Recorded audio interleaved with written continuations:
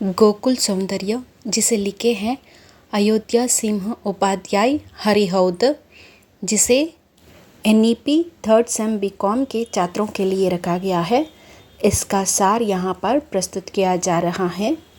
अयोध्या सिंह उपाध्याय हरिहौद जी का जन्म उत्तर प्रदेश के आजमगढ़ नामक स्थान में हुआ। काशी विश्वविद्यालय के हिंदी विभाग में प्राध्यापक रहे।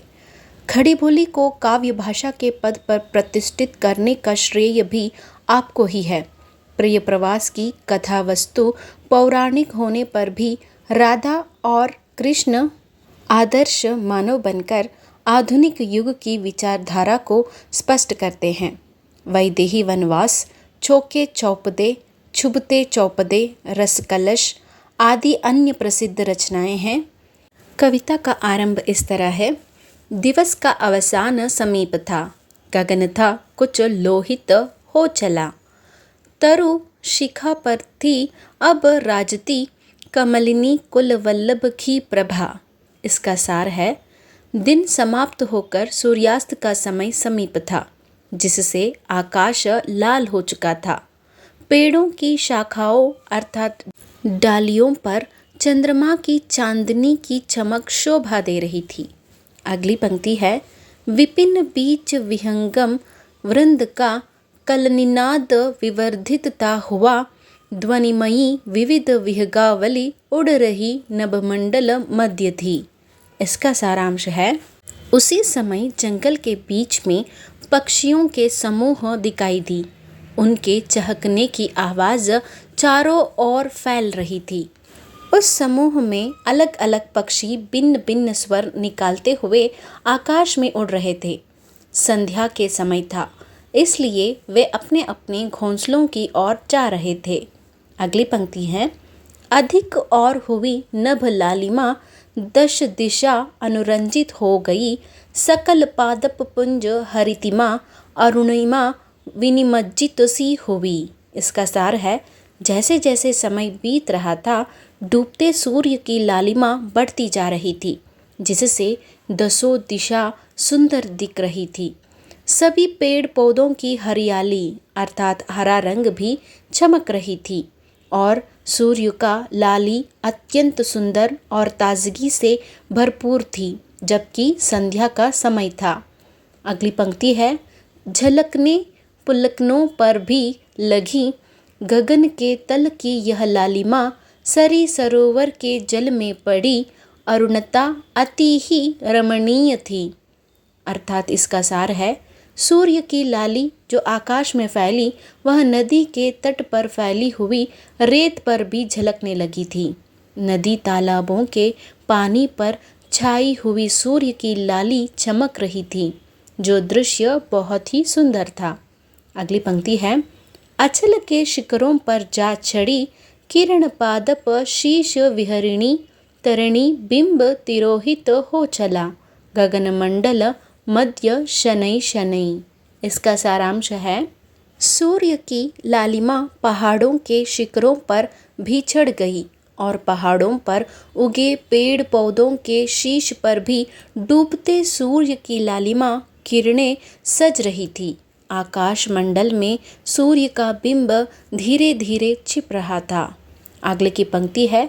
ध्वनिमयी करके गिरी कंदरा, कलित कानन केली निकुंज को, बज उठी मुरली इस काल ही, तरणिजा तट राजित कुंज में। इसका सार है। यमुना के तट सुंदर जंगल में जैसे ही मुरली का मधुर धुन बज उठी, वैसे ही जंगल के पर्वत गुफाएं सुंदर वन को संगीत में कर दिया, मानो सभी मिलकर कोई खेल खेल रहे हो। अगले की पंक्तियों में हरिऔध जी ने कहा है। कणित मंजू विषाण हुए कई, रणित श्रृंग हुए बहुसात ही, फिर समाहित प्रांतर भाग में सुन पड़ा स्वर धावित धेनु का। इसका सार है। दूसरी ओर गायों और बछड़ों के सींग आपस में टकराकर बहुत ही सुंदर ध्वनि कर रहे थे। तब ही उस संगम स्थान पर गायों के दौड़ने की आवाज़ सुनाई दी। अगली पंक्ति है। निमिष में वन व्यापित वीथिका विविध धेनु विभूषित हो गई। धवल धूसर वत्स समूह भी विलसता जिनके दल साथ था। इसका सारांश है, एक ही क्षण में जंगल भरे रास्ते गायों से सज गई। गायों के साथ साथ उनके छोटे सफ़ेद भूरे रंग वाले बछड़े थे जो अपने अपने समूह में बड़े ही सुंदर लग रहे थे। अगली पंक्ति है, जब हुए समवेत शनै शनै सकल गोप सदेनु समंडली, तब चले ब्रजभूषण को लिए अति अलंकृत गोकुल ग्राम को।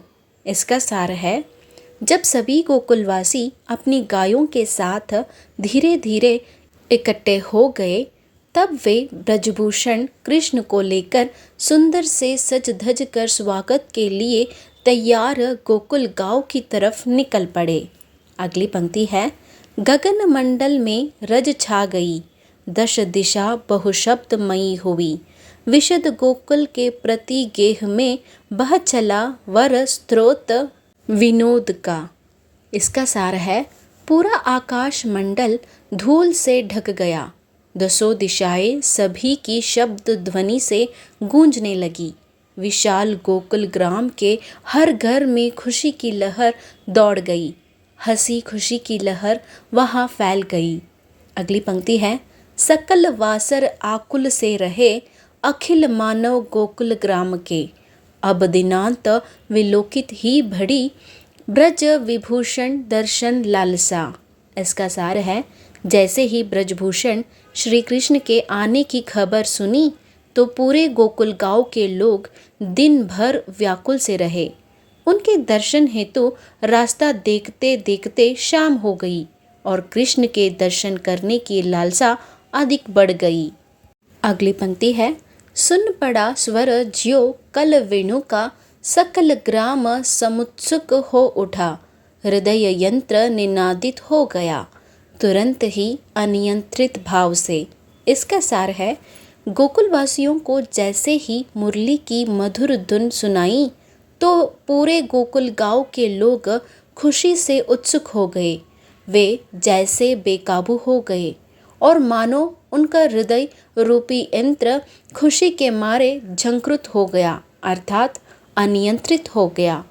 अगली पंक्ति है, बहु युवा युवती गृह बालिका, विपुल बालक वृद्ध वयस्क भी, विवश से निकले निज गेह से, स्वदृग का दुख मोचन के लिए। इसका सारांश है, कृष्ण को देखे बिना जो कष्ट गांव के लोगों को हो रहा था, उसे कष्ट को दूर करने के लिए गांव के बड़े बूढ़े बच्चे युवक युवतियाँ कुल वधुएं सभी विवश होकर कृष्ण को देखने के लिए घर से निकल पड़े। वे श्री कृष्ण से मिलकर अपने हृदय की बातों को कहना चाह रहे थे। अगली पंक्ति है, इधर गोकुल से जनता कढ़ी, उमगती पगती अति मोद में, उधर आ पहुंची बलबीर की, विपुल धेनु विमंडित मंडली। इसका सार है, एक तरफ तो गोकुलवासी अत्यंत खुशी और उत्साह से निकल पड़े थे श्री कृष्ण को देखने, और दूसरी तरफ से बलबीर की गायों की विशाल मंडली आ गई थी।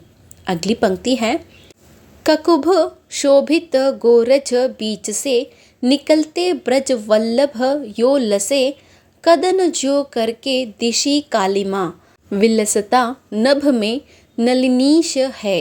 इसका सार है, गायों के चलने से उड़ने वाली धूल के बीच से जब ब्रज वल्लभ श्री कृष्ण निकले तो मानो अनोखा संगीत बज उठा हो। जो संध्या का समय हो गया था, फिर भी मानो कृष्ण की उपस्थिति ने अंधेरे की कालिमा को नष्ट कर दिया और वे ऐसे लग रहे थे जैसे आकाश में चंद्रमा शोभा दे रहा है। यह था गोकुल सौंदर्य कविता का सारांश।